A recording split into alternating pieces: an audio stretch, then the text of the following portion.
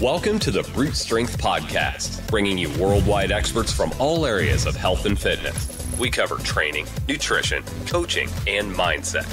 Welcome your host, strength and conditioning coach, 2012 and 2013 CrossFit Games champ, Michael Cazue. Mind, body, brute. Hello. This is Mike Cazue, and you're listening to the Brute Strength Podcast.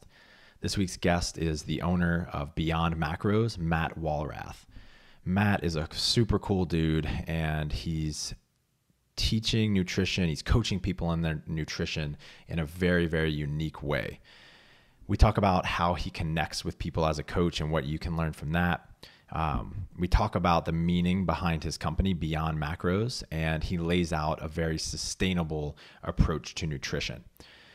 We talk about why focusing on quantity over quality first makes the most sense long-term, habits and mindsets for sustained success in nutrition, and a lesson that he learned about body language by being around a bunch of naked people.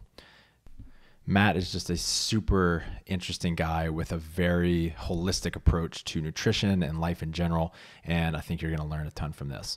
If you've got time, leave me a quick review on iTunes, and if you love the show, please share it. Thanks, and enjoy the show. Matt Walrath, what's up, dude? How are you? I'm great, man. I got to wipe my booty with the toilet paper you sent. Really appreciate that. Absolutely, man. Anytime. Let me know if you need a refill.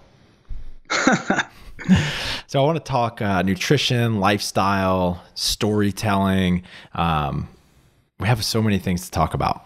And one of the things I love most about you, and I've only hung out with you for a day, but what I gathered really quickly and from doing a little bit of research about you, you're really authentic and vulnerable person. And you seem to be doing some serious work on your own personal development, which is something that I value so much. And I know the courage that it really takes.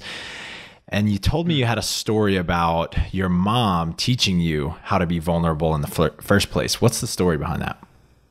Oh man, coming out with the heater right away. Yeah, that's I didn't know it was a heater. You just said you had a story. Yeah, I mean, it is. Yeah, I know. I didn't give you much there. And so just to give some context, I grew up in a very wealthy conservative area in New Jersey. And everybody that I saw, friends, siblings, my friends' parents, my parents, everybody really projected strength. They always had this mask of everything is okay. You always heard, or I always heard things like, you know, your problems are small. What about the starving kids in Africa, this or that?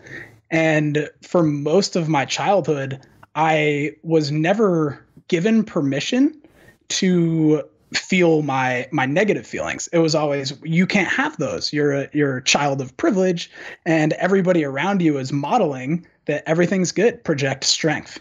And wearing that mask of strength for so long, I eventually cracked in high school. I grew up in a small town.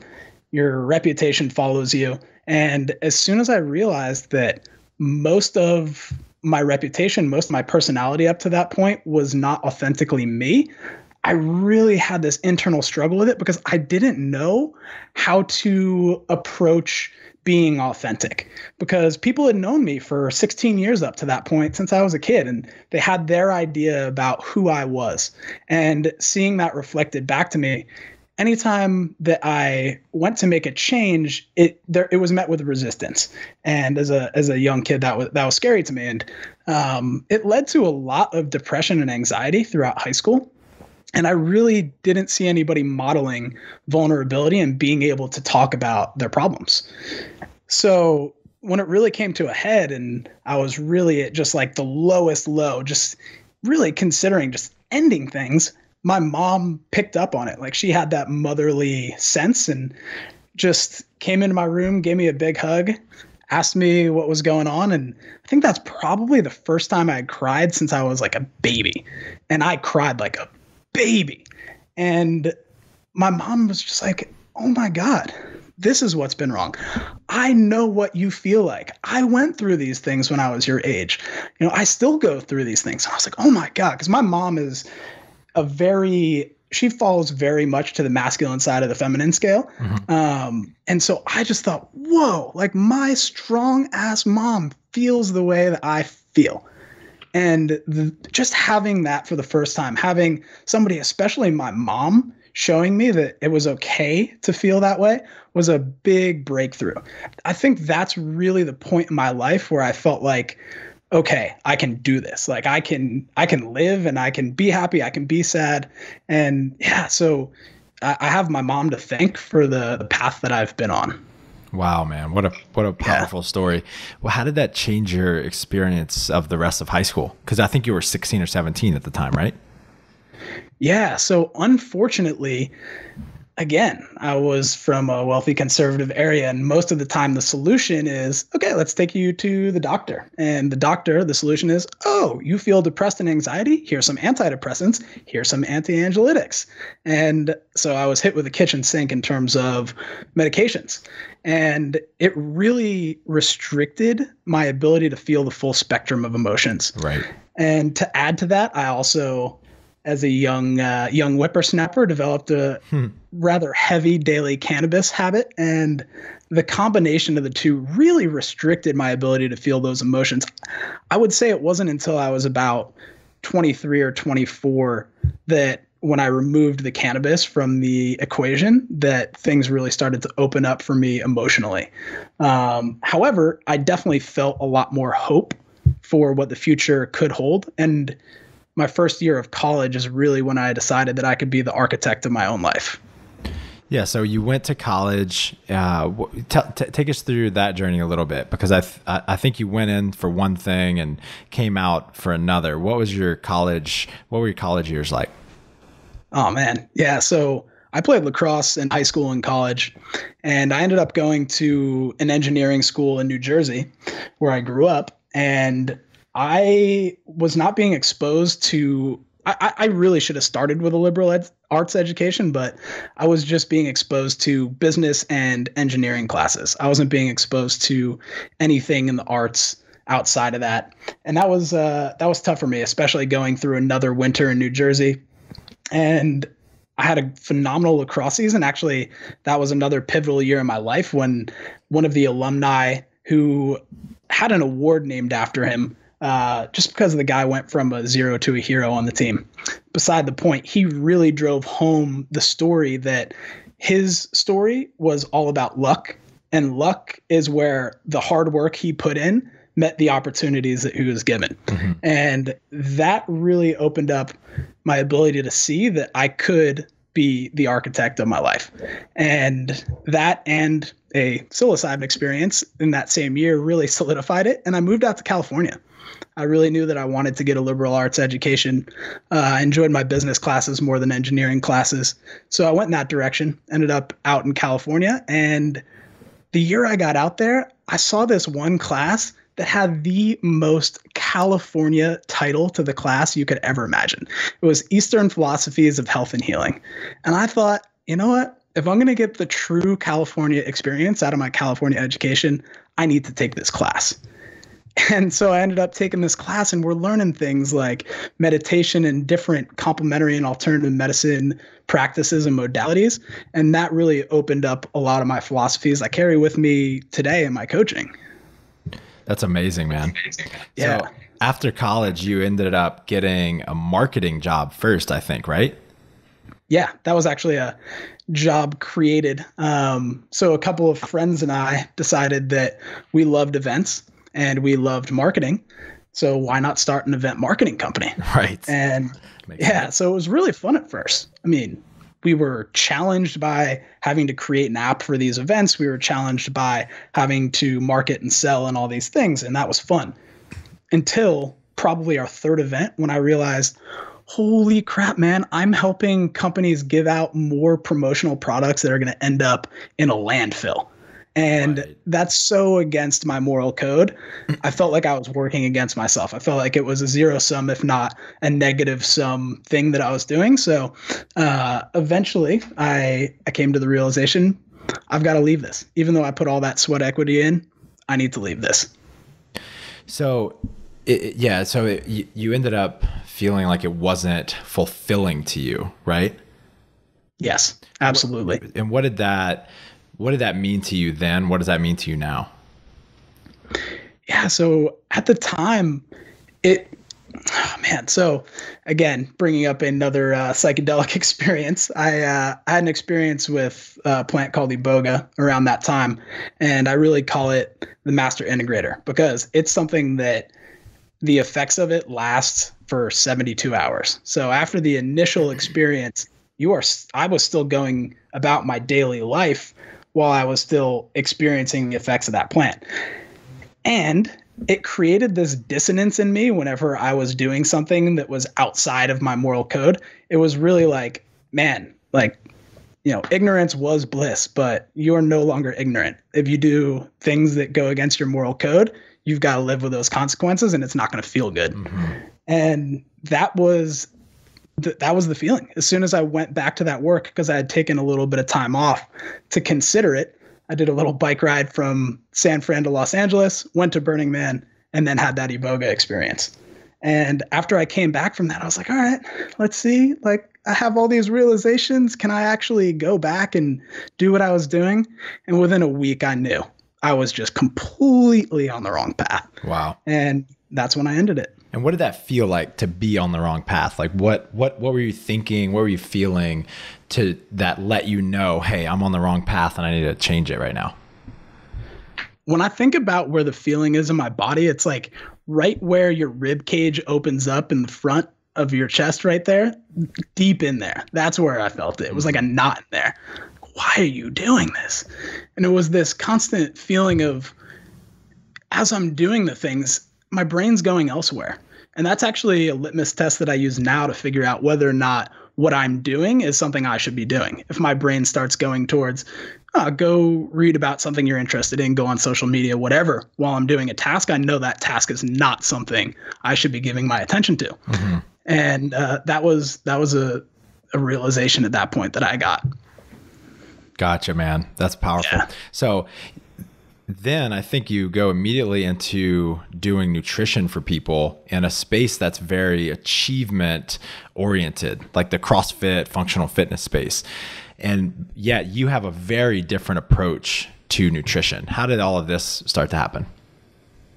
Yeah. So I actually started taking my precision nutrition level 1 while I was a senior in college because I only had one class. It was a nutrition class. It was 3 hours on a Thursday, my senior lacrosse season in the spring. So I had heard about precision nutrition. I started taking that course, and I absolutely loved what I was learning. And I had this stark contrast versus this food pyramid, diabetes management nutrition class I was taking in college. Mm-hmm. And from there, I also was being exposed to paleo and zone from CrossFit because I got my level 1 back in, I want to say 2010. And I remember we spent about 15 minutes on the zone diet. I was fascinated and experimenting myself. Plus, I was getting all of this information about Ayurvedic medicine and traditional Chinese approach and all these different alternative ways of thinking about wellness.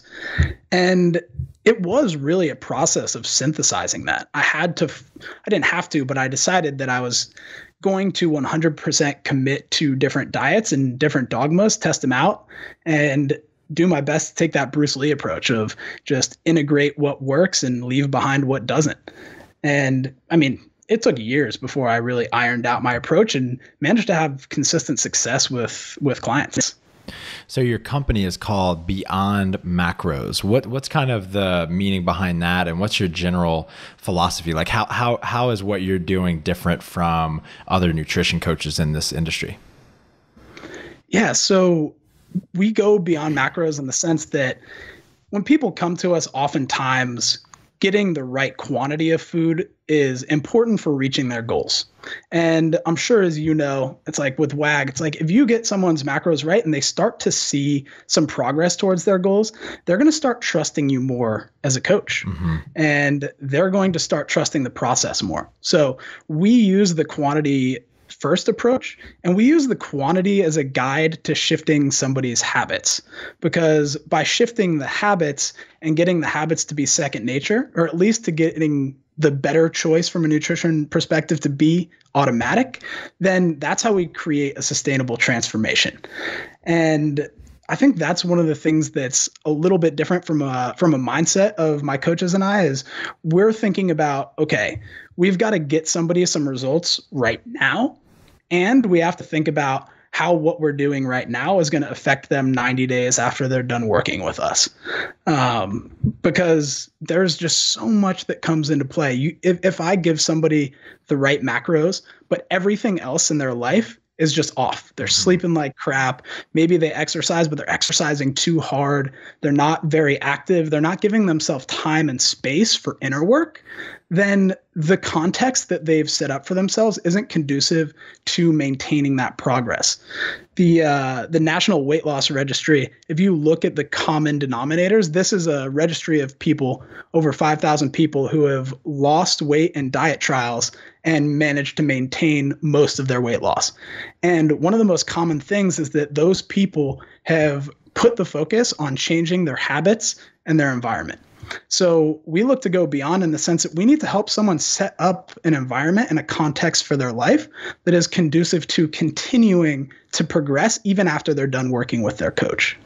So what's the flip side of that? Like what obviously most diets fail. Why do they fail? Like what are most people doing that's not working?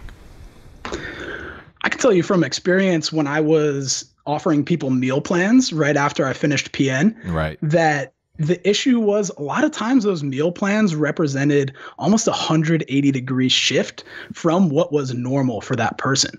It didn't take, it took into account what foods they liked. I had them do kind of a stoplight of different foods and then would make a meal plan there. And then they'd go out to eat and they wouldn't know how to adjust, or, they'd have one cheat meal and they wouldn't know how to adjust. And there was no real education there. Right. And then the other flip side too is a lot of times diets don't work because a lot of these diets aren't actually changing people's habits, and they leave a lot of the slippery slope foods in. If you have somebody who they're super gung ho because they hired a coach and they managed to fit, let's say, 3 spoonfuls of Halo Top into their macros for the 90 days they're working with their coach. Mm-hmm. Then they're done working with their coach. Coach isn't there looking over the shoulder, but Halo Top is still in the freezer staring at them every time they open it.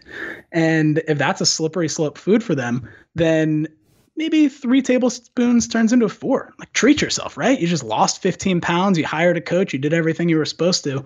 And then the slippery slope happens. Mm-hmm. And there's a lot of different willpower traps. I think The Willpower Instinct by Kelly McGonigal is a phenomenal book that highlights a lot of these things that happen to dieters after they are done with the initial diet phase. And I think it can help people inoculate themselves against some of the traps that one would experience after a major change like a diet.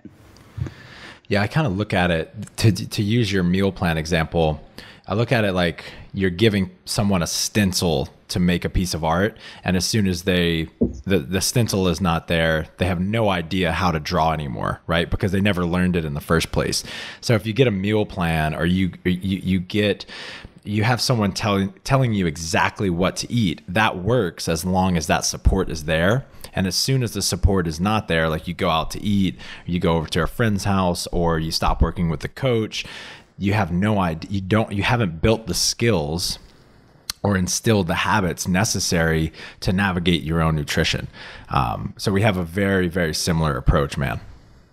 Yeah, exactly. And it's interesting. I forget which book I read it in recently, but there was a saying in there that no plan survives contact with the enemy. It's a military thing. And so they create commander's intent. So it's like, okay, we can do this plan and have all these contingencies, but as soon as we make contact, it could happen that every plan and every contingency falls apart. So everybody on the team needs to know what the commander's intent is for that mission. If we need to go capture that hill and the ways that we rehearsed it aren't going to work out, at least we know the direction that we have to move in, and we can play pickup basketball. We can be moving on the fly together. And I think that's an important analogy to diet and nutrition coaching. Hey guys, if your biggest goal right now is to lose body fat and or build lean muscle mass, then we have something cool for you. And it is called, wait for it, The Brute Body Shred Manual. I know it's a super cool title. So this is a short ebook that includes 27 different tips on building lean muscle mass and losing body fat. It includes a 6-week pull-up progression, some different programming for building lean muscle. We have fat loss myths in here. We talk about how to eat for body composition goals and a ton of different things that you can implement immediately, or just things that are kind of mindset shifts that can help you reach your goals over the long term. And you can get access to this by going to brutestrengthtraining.com/SM, brutestrengthtraining.com/SM. And this is a free guide. Take advantage of it. Hope you enjoy. So you already started to answer this, but just to highlight and even dive a bit deeper, why not build habits? So you talked about quantity first. Why not focus first on building quality or building habits around eating more high quality food, what you would consider nutrient dense whole food? Because we take an integrated approach where we take a look at the food somebody is already eating. And when we're making recommendations for them to adjust their quantity, we'll make specific food-based recommendations using our knowledge about which foods tend to be high nutrient density. The other reason I don't take a quality first approach is just because quality is so highly variable from person to person. You could have somebody who has SIBO, which is a small intestine bacterial overgrowth, and if you feed them a diet full of broccoli and fruits and a lot of high FODMAPs foods and a lot of fermentable fiber, you could cause more bloating and issues than they had on perhaps a standard American diet. So the thing is, like, quality, it varies so much from person to person that I think it takes getting to know that client, getting them some results before you start experimenting with more specific things in terms of quality. And with that said, I just interviewed Dr. Ben House for my show, and he brought up a great point that the thermic effect of food, so the amount of energy that your body takes to actually break down, process, and store, use the nutrients from your food, you can get, if you switch from processed foods to whole foods, you can sometimes get like a 15% thermic effect. So, most of the people I put on a 15 to 20% calorie deficit to lose weight anyway. If you can get that for free just by switching from processed to unprocessed foods, that's a simple enough quality switch right there that you kind of get some free calorie deficit in there for the weight loss people. Amazing. So in your opinion, what are the key habits necessary for being consistent with meeting an energy balance requirement, like a set of macros? Yeah, I really think that the first thing is becoming aware of your current habits and routines. That's something where in the first video chat meeting we have with all of our clients, we like to, and I stole this from the guy who started Shake Shack, we collect the dots before we connect the dots. Yeah. So we really want to know, okay, what is somebody's current preferences, habits, and routines? And then once we figure that out, then we can figure out what the highest impact habit change is going to be for that individual. However, most people who come to us, it's changing now that there's a lot more macro coaches out there and people have used MyFitnessPal, but a lot of people who are coming to us, let's say 2 years ago, didn't really have a good idea about the foods they were eating. I would still have people who were surprised that if they went to Five Guys for lunch, that it was 1,600 calories. And so for a lot of people, it's just that self-tracking and self-awareness. That's an important habit to get in first. And then from there, I think it's really important to make sure that somebody carves out the space for meal prep. And I also think it's important to let people know that meal prep doesn't have to be this terribly daunting thing that you do every Sunday and it takes up your entire afternoon. And it really can be something as simple. I think it falls on a spectrum. It can be as simple as hard boiling a dozen eggs, which is an extremely passive meal prep option that takes 15 minutes and you've got snacks for the week. Or it could be all the way up to like Juji Mufu's Great Wall meal prep, where you've got every meal you're going to eat for the week in food containers ready to go. And then there's things that fall in the middle on the spectrum. The way I do it is I just cook leftovers at dinner. That way I have lunch for the next day. So yeah, I think meal prep is the keystone habit for most people. Awesome, man. And like you're saying, it is all so personalized. And one thing I noticed that you said was that the first step is building awareness, which is really the way to improve anything in your life, right? As soon as you become aware of a way that you could improve, it starts to, you start to set yourself up for success. You start to notice when you're acting out of alignment, or you notice this little bad habit that you have, and you can start to correct it. I think that's interesting. Mm-hmm. So you do a lot of what sounds like life coaching with people by helping them get in touch with their values and like where they really want to go with their overall health. How are you doing this? What's some of the conversation that you're having to really connect with people and understand, or help them understand where they're going? I really like to just ask a lot of questions. I feel like as coaches, people feel like they have to constantly be telling the client what to do.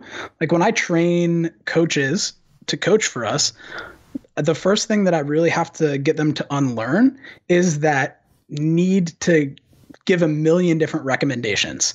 Because if you just asked the right questions of that person, you could identify the one thing that would actually make a difference. Right. So the first step for me is just really asking a lot of questions, and also being able to, and this goes back to the vulnerability piece, being able to relate to people. I feel like when it comes to diet, not a lot of people are super vulnerable, and the fitness industry puts out a lot of messages that like you have to be perfect and orthorexic. And if you're not like, biohacking the shit out of yourself, that you're doing something wrong. And I think that creates some shame for some people, and they don't feel like anybody else deals with the issues they deal with. Like when I'm doing intake calls with people and I'm asking them about their struggles, they're like, I don't know if anybody else experiences this. And I'm like, I'm raising my hand. I'm like, I have experienced that. And we have hundreds of clients who said the exact same thing. So I feel like being able to just authentically share from my own experience, my own pain points, and really anonymously being able to say, I have so many other clients in your shoes is really helpful as well, in order to form that connection where somebody feels comfortable talking about some of the things from a food perspective that they might not normally think to talk to if you were just hammering that masculine perspective of here's the 5-step system, here's the macros. If you don't fit, then what's wrong with you? So, I think that's the most important first step, especially for any coaches listening, if you really want to be connecting deeper with your athletes.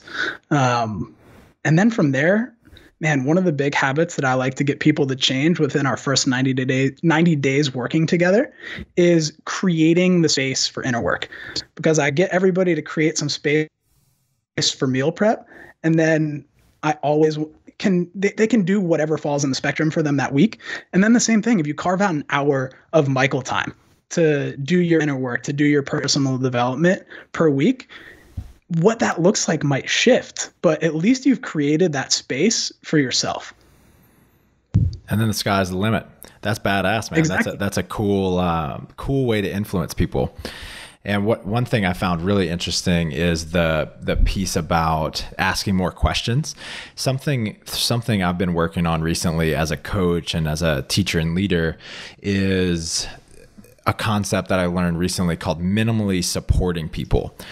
Giving them or teaching them the least amount possible so that they can do something for themselves. And I find that asking more questions and just listening and allowing people to come to their own conclusions is a much more effective way to teach people, because then they're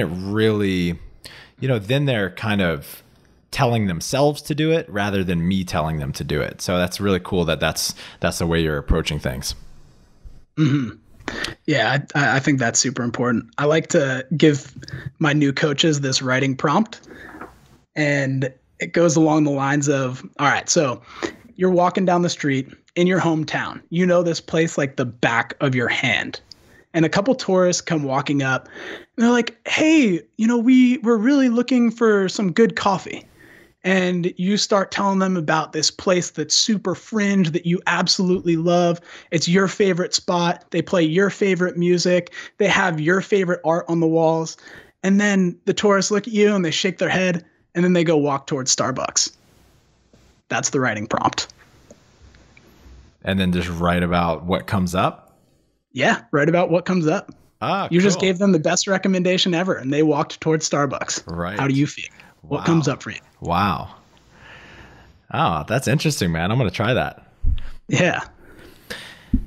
So in the fitness space, we've seen a lot of evolution over the past few years. We saw people, the CrossFit kind of come onto the scene, and people go from doing bodybuilding workouts to going into these high intensity functional fitness workouts.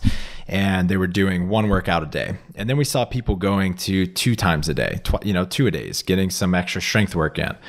Then we saw, 3 to 4 hours a day. And there's just all of these people training like really high level athletes. And now I think we're seeing a reverse effect where more people are just feeling really beat up. And they're going to things like the Ido Portal style of training, or they're doing trail running, or something completely different, like some unconventional type training. And I think the nutrition world has sort of paralleled this, and I'm sure through the from the beginning of time, nutrition has done this. But where do you see nutrition going in the next 5 or 10 years? Do you see it going to any new extremes, or do you see it balancing out? Where do you see it going? That's a great question. I personally, my take on nutrition is that it's not just what people think of as diet. I like to think of nutrition as what you do to nourish yourself.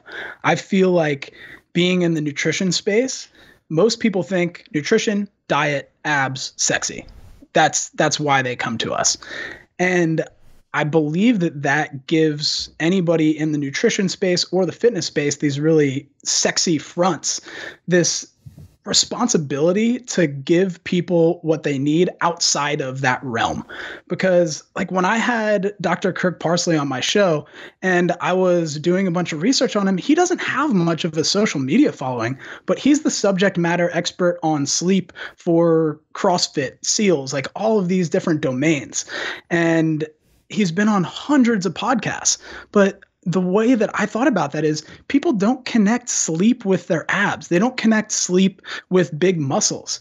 So it really, the responsibility falls on the people like us, who that's our front, to actually bring those other nourishing aspects of nutrition into the mix. And again, that goes back to creating the habits, the environment, and the context that a person can exist in to actually move towards their goals and live a good, healthy life. So I really hope that I see this changing tide. There's a lot more people being vulnerable and telling real stories in the fitness industry, especially in the nutrition and exercise spaces. And I hope that we really create a critical mass where there's a lot more truth in the industry. And I still see all of these crazy fad diets. I think as long as people have a short-term silver bullet thinking approach, it's going to be hard for us not to continue seeing things like keto is the magic bullet, fasting's the magic bullet, whatever is the magic bullet, because there isn't. We haven't found it yet. And there's just so many different things that people are looking to do. There's never going to be anything that works for everybody. So I hope to see more good stories, vulnerability, personalized approaches, and diving deeper than the surface level things like exercise and what you eat. Right. It's fascinating to me that in exercise, nutrition, life in general, it's usually the very, very simple things, like the most simple things that are the most effective, but they're the least marketable. Like getting vitamins and minerals from whole, dense foods, eating a consistent amount of macronutrients, drinking more water, getting 8 to 9 hours of sleep. Like the super simple but powerful things just aren't as marketable. I think we need some t-shirts, man. Simple is sexy. I agree, man. I had when I was building out my van, I hired a contractor who helped renovate my house growing up to lend me a hand because, I mean, I knew I didn't have all the skills I needed. And every time that I had a vision for something, I was married to the way I was going to get there, and it was always complex. Right. I was really married to that complexity. And he would just come in with all of his knowledge. He's 50-something years old. He's been doing this all his life. And he'd just be like, man, you got a great vision, but let's get a simple solution to that complex problem. And man, I feel like that really has parallels to what we're talking about. Most people I didn't have the knowledge in that situation. Right. So I was always looking for, okay, what's this complex way of doing things? I had this vision in my mind of how to get there, and the easy way just seemed too easy. But he came in with all of his knowledge. He could have told me how to do the complex way, but bringing it back to the fundamentals, what was simple and what was going to work and get me to my vision faster really helped. And yeah, I think that has big parallels to what we're trying to do. Yeah, I want to talk more about the van and what you're learning there. But before we move on from nutrition, you have a great way of looking at body image and a really cool story that really highlights it. Can you tell the I don't even know what the story, the river story about body image? Oh man, I'm excited about this one. So this is the story of the naked truth. First time that I saw a bunch of my friends naked, and first time they saw me naked. So I was out in Australia at the end of last year, and a buddy of mine had invited me to come enjoy this 3-day glamping trip for the new year with a bunch of his friends. And everybody there had their superpower. You know, we had people who were emotional healing experts, movement experts, body work experts. Everybody had their thing. So we were going to hold workshops twice a day, and we're just going to draw someone's name out of the hat to figure out who's going to hold the workshop. And first day, we all get there. We're super excited. My buddy, Chris, the Naked Truth, his name gets pulled, and he just has this devilish look on his face, man. He's just like, I know what I'm going to do to these people. I'm going to break this weekend open. So everyone's almost nervous. Like, what is cooking in his brain? So he's there with his wife and his son and some of his best friends and family, and they all hop into his car and they go out somewhere. He's got to go get some special ingredient needed for the experience that we're about to have. So he comes back. It's time for his workshop. Goes into the trunk of his Subaru, pulls out this giant bucket. His son's helping him, carries it over, plops it down, and it's this super blue, like Avatar color clay. So he starts explaining what his workshop is going to be. He's like, you guys know that I'm the Naked Truth. I'm like, yeah, okay. What are we going to get to? What kind of truth are we going to be diving into? So he's like, all right, so what we're going to do is we're going to take this clay, we're going to rub it all over our bodies, and we're just going to get super primal, howl at the moon, and then we're going to go hop into the creek, wash it off, whatever didn't serve you this year, whatever you let go of while you're howling at the moon, that's washed away in the water. So Aaron's like, all right, I don't want to get my clothes dirty, whatever. And he goes, and I'm the Naked Truth. So we're doing this without clothes. If you don't feel comfortable with that, you can leave your clothes on, but he was like, if you also don't feel comfortable with it, you can take your clothes off and face out from the circle, because we put that bucket of clay in the middle. And everyone is so shy, taking their clothes off, covering themselves up, facing away from the circle. You could tell that body language was really contracted. You could see it in everybody, because I'd been naked in front of people before, so I'm just running frontal first into the pot of clay. So I'm observing all this happening, and I see this snicker on his face, because as soon as you catch someone else naked and they catch you naked, then you start opening up.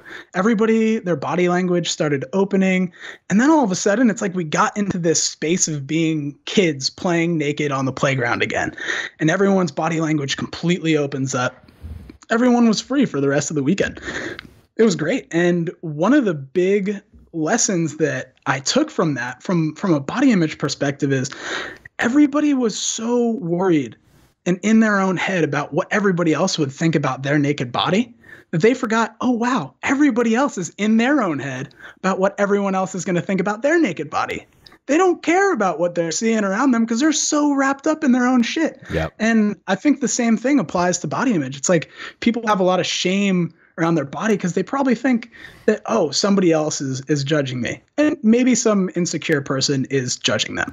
But who cares about that person? Everybody's wrapped up in their own shit and doesn't really care that much the way that you think that they do. And that was a big lesson that I got out of that. And it was just such a funny thing to see that constricted, contracted body language just opening up and being so free. And if you can really let go of that shit, you can be that free, happy kid who just doesn't care and does what you want. Yeah, that's awesome, man. I don't think I've told you this. We had a similar experience in Burning Man this year at this huge outdoor shower. And nice. I like you, I've danced naked around people and stuff like that before. And so I was a little more bold going into it.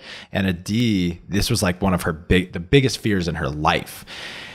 Just to make a long story short, we end up dancing to EDM music naked with 500 other people and very quickly realized every single person is like, they have their own insecurities, and just like looking at in people's eyes and not feeling a bit of like creepiness or judgment or whatever was one of the most freeing things on the planet, because we grow up with so much shame around sex and around being naked, and it was just none of that existed.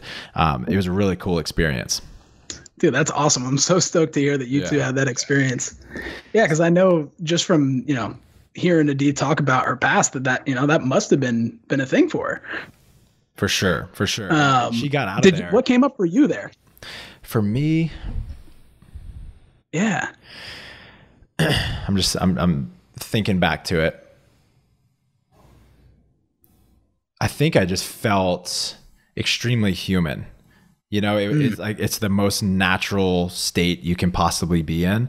And I just felt so human and so connected to everyone else around me, because I know how I don't know. I guess I haven't spent that much time out of the state, so I don't know how other people grow up, but I know that every person I grew up around grew up with these same feelings around sex and being naked and, whatnot. And it's a very constraining and shameful feeling a lot of times.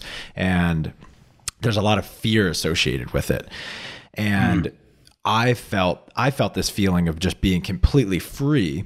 And there was an acknowledgement that everyone in that room felt the same feeling. And it was just this huge feeling of expansion and almost like celebration for all of us to get to experience this at the same exact time. It was beautiful, man. Oh, that is awesome, man. Yeah. I love hearing that. Thanks for sharing. Absolutely, dude. So now you're living in a van down by the river. Yep. Where did the inspiration for this come from? So I was traveling. I had been in a relationship where we lived together for 3 years and totally nested up. She had a 9-to-5, so she got 7 days paid vacation a year. And despite the fact that I was working remotely, I was relatively restricted in my travel to her schedule. And as soon as that relationship ended, I was like, wow, I've really built my business to the point where I can do this anywhere that I've got an internet connection. So I ended up going out and for about a year, just kind of vagabonding out of a backpack, just traveling the world, spent a lot of time in Australia, as I mentioned. And towards the end of my time in Costa Rica, actually, I was really feeling like I missed my family and I was missing having consistent habits and routines. Because a backpack is not a consistent environment that I could tie habits and routines to. So every time that I changed the place that I was in, it was like everything was out the window, fresh slate, and I had to start putting roots down again. Yep. And that process started getting a little bit exhausting. And the impetus for the van is I was really feeling like, I was seeing all these people, these van lifers, and I had a friend who was doing it. I was like, wow, if I had my kitchen with me, if I had my exercise equipment with me, if I had my things with me while I'm traveling, maybe, just maybe, I can actually have consistent habits and consistent routines. And that was the real big impetus for it. I thought it was going to happen further down the road, but my brother ended up moving home from Barcelona right around that time that I finished up my time in Costa Rica and was planning on heading to Colombia. And I was like, you know what? I'll pop home. I miss my family, miss my brother. I haven't seen him in a long time. As soon as I got home, man, I just got on Craigslist. I was like, I wonder what vans are like here. And there were tons, man, absolute tons between New York, New Jersey, and Philadelphia. So I ended up finding one that was good price, right move, pulled the trigger, and just started building. So cool, man. Yeah. So how have you been, like, what strategies are you using personally to stay consistent in your nutrition while you're traveling? Yeah. So I have a decent kitchen setup, and I ended up getting the biggest fridge that I could fit in the van to make sure that even if when I traveled across the States, there were some food deserts, man. Right. There's some places where you walk into a grocery store and you can't find a good piece of produce or anything of any kind of quality. So I wanted to make sure that no matter where I was at, out in a campsite, in a food desert, wherever, I'd have some food available. I really did have to change my cooking habits though, because I was a big fan of the slow cooker, baking things, and I don't have an oven, and a slow cooker takes way too much energy for an off-grid solar setup. So, gotcha. So I've been doing a lot of stuff on an induction cooktop and really just learning what makes the most sense. I've been using my spiralizer a whole lot. That's a good way for me to get root veggies and things of that nature in. And it's really something that I had to figure out at first. I have some things I'm focusing on. Like right now, my goal is pretty much get 50 grams of protein at breakfast, and then the rest of the day falls in place in terms of my protein. And I try to eat something green at every meal. And if I can check those two things off, I tend to, all the other habits kind of fall in place. Right. If I do those two things, then that puts me in a pretty good frame of mind. I think it's important for people to realize, like, there's kind of this halo effect that works two ways. It's like if you're eating a bunch of good food, you're going to want to keep eating good food. Right. And then there's also the issue where it's like, sometimes people eat a bunch of good food, you eat a salad at lunch, and then you're like, I ate a salad at lunch, so I can do whatever the hell I want at dinner. And for me, putting that, I have to have that healthy thing in every meal really helps me just construct the meals in the best way. Right. Yeah. Very cool, man. So I want to finish here. I know that you're working on your storytelling abilities. And yes. First off, I want to commend you because you've told a lot of stories today. And it's definitely something that I also want to improve. And so I'm constantly watching and listening how other people are doing it. And you're doing a great job, man. Your pace and your tone, and it's very suspenseful. So I want to commend you for that. And then also, what are you learning? So first off, why is this something you want to improve? And then what have you been learning? So the why. The why, this is one of those things that is like fire or dogs. It is so deep in the human condition. We've been doing oral storytelling for so many generations. I feel like it's one of those things that every single human has the capacity to do and to connect with. And I think that that's very important. I also think it's important because I had an experience that I used to think I was a long-term thinker. And then I had this experience that got me thinking generationally. And I just feel like the energy that I can put out with stories is something that will transcend my memory. And if I can tell the right stories and shift the tide of the stories, that I'll be creating a good future context that I hope my ancestors can end up living in. So, it's just really, it really came about when I started thinking in this generational way. And the more I've been studying storytelling, the more I realize that that's the way that we learn. I feel like, there's a lot of people who say that we're coming to this age where there's going to be a balance between the masculine and the feminine, and we see that shift starting to happen. And I think for so long, what does that mean for those who aren't so in for that those world? Yeah. So, the masculine, it's very thinking about, okay, this is the 5-step process. And then for the feminine, it's very, we're getting in touch with the emotional aspect of things and going in that direction. And I feel like what we've been doing has been like, okay, these are the 5 steps that you follow in order to get shredded abs. And then now there's a little bit different shift that I think is happening where we can tell stories that people relate to. And, if you give me a list of 5 things, I might remember 1, I might remember 5, but I'm going to forget 2, 3, 4. Yeah. But if you tell me a story where 1, 2, 3, 4, and 5 are encoded and embedded into the story, I'm going to remember all 5 of those things because they're a part of the story. Or I might remember 3, but as I reflect on the story and I get to a point in my life where I'm ready for the other 2 things that I didn't quite pick up on, right, then that's the power of the story. It, like, where you're at in your life or where I'm at in my life, hearing a story, we're going to pick up different things, different lessons from it. So, I think that's the really powerful thing about stories that I want to be connecting with. So cool, man. Yeah. It's just a way to influence people in a more powerful way. Yeah, big time. So what are you learning? And was there were there any moments on the podcast where you were consciously using any of the skills that you've been working on? Yeah, man. It's funny. My brother texted me this morning, was like, whoa, dude, you're getting way better at telling stories. Nice. Thank you. Yeah. Because for me on my podcast, like, I really just want to dive in and tell a story. And I've really tried to find the best storytellers that I know or know of and just listen to their stories and through that tease out what the commonalities are, what stylistic choices they've made are, because there's a lot of different storytelling archetypes. And I really love a lot of different NPR podcasts, like completely not fitness related, but I've been saying that I want the Beyond Macros podcast to be the Planet Money of fitness. Mm-hmm. I want it to focus on a topic and I want to tell a story about that topic. And I feel like that's the type of storytelling I want to do with the podcast. And when I hear NPR producers talk about what they're looking for out of getting tape in interviews, they're not looking for, again, that, like, what are the 5 steps? They can concisely put that into narration, right, which I try to do on my show. They're looking for, what were the emotional aspects of that? How are you feeling? What do you think about that? And then they can use that they call it the golden tape.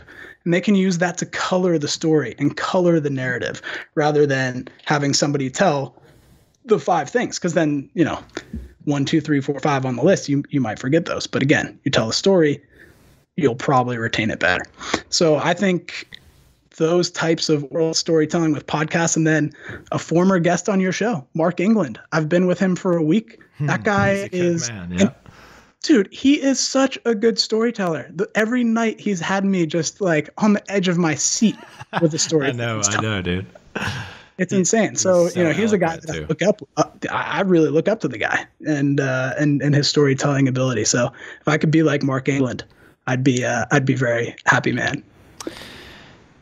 It's crazy how a lot of the best speakers in the world or best teachers, like when you hear an interview with just someone that is just an incredible speaker, they're asked they could even be asked like a tactical question, like what's the best way to approach nutrition, and they start their answer with a story because that's what people really connect with, and then they'll say, and that's the best way to approach nutrition. Yeah. Very cool, man. Good for you. I'm glad to hear. I'm glad to see that it's working. Glad you're on that path, man. Where can people keep up with you personally and find out more about your company? Yeah. So I think the best place to keep up with me right now is my company. So my company is Beyond Macros. We are nutrition coaches, and I have a podcast, as I've alluded to, the Beyond Macros podcast. It's about 20 to 25 minute show. We focus on a topic and we get right to the heart of it. So they can check us out, beyondmacros.com, Beyond Macros on Instagram, we're on the podcast there. And then I'm slowly starting to get active again on the Instagram at Grocery Ninja. You can see me doing flips, and I'll be telling stories on there and musing on life. Hell yeah, dude. This has been awesome. Thank you so much. My pleasure, man. Thanks for having me. Later, dude. This episode is finished, but your training journey continues. Head over to brutestrengthtraining.com/SSW and grab your free pack of 32 accessory workouts that you can incorporate into your training and start improving your strength immediately. That's brutestrengthtraining.com/SSW.